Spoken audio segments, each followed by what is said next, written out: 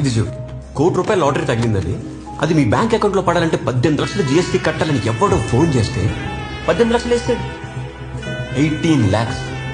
అది చూడు, యుఎస్ లో సెటిల్ అయిన తెలుగు వాడికి ఫోన్ చేసి హైదరాబాద్ ప్రైమ్ ఏరియాలో ల్యాండ్ చీప్ గా వస్తుందని నమ్మించి 3 కోట్లు కాజేశారు.